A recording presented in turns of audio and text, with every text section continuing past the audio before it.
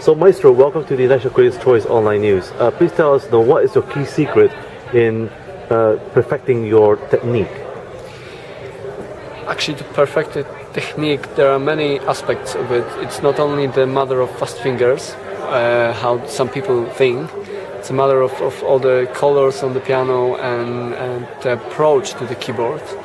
So actually for me the way is to control on my body. When I practice, I try to feel what I am doing with my hands, with my body, because it's not only to control your hands, it's also to control how do you sit, how are your legs feeling, how sometimes is your stomach. I mean, if you're stiff here, then some stiffness comes into your music. So actually the quality of your technique is how do you control the body. It's my opinion. And of course you have to practice regularly. That's how sport works, and being a pianist it's a little sport.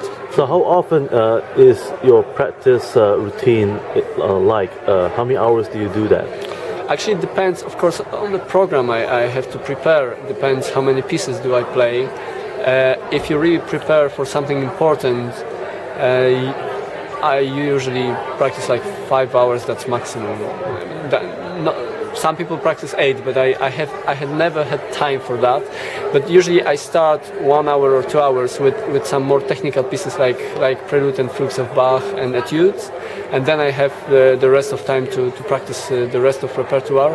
And I try to be regular. I mean, for example, in 2 days I try to practice all the repertoire I have to prepare, so that every second day I repeat it, because actually practicing is repeating.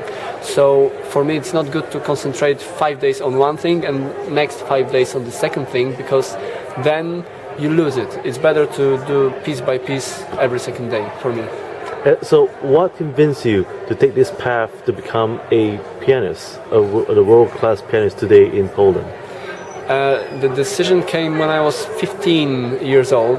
Then I decided to do it more professional, to go to the good school and to learn how really I should play.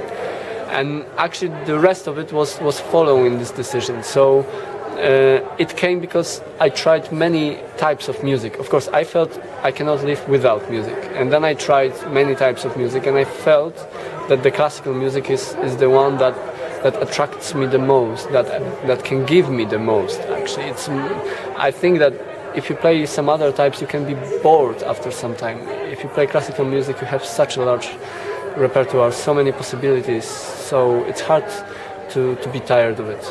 Is there any mentor that you attribute your practice today? Now I work on my own. Of course, I have some lessons with my old teacher. I mean, the Professor Kledzik, who is the longest teacher I had a contact with. And from time to time I take master classes. Actually these are not official master classes. Usually I have a contact with some older pianists, the pianists that I admire, and I try to meet with them from time to time and to consult some things.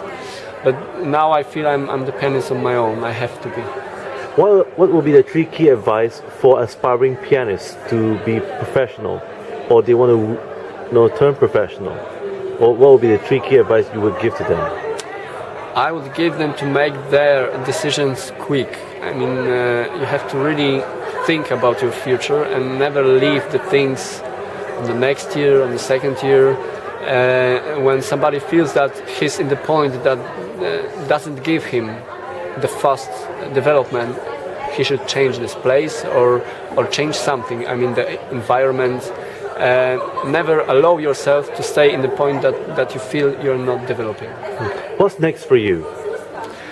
Next for me is the trip to China. Actually, I take the plane tomorrow in the morning, and then I will have 3 concerts there. Actually in Nanjing, then in Qingdao, and then in Huzhou. Actually, I don't know how to pronounce the third one. Close to Shanghai. So these are my plans for this trip to Asia. Then I come back Poland to have some holidays. Actually, I'm a little bit tired of all year, so I have my time to have a little holidays. What's the philosophy of good classical music as a maestro and a world professional pianist? Good classical, you mean the composition or yes. Performing? Well, composition. Composition. Yes. It's quite hard to say. Actually, I'm writing a doctor thesis about it a little bit, so it's a good question.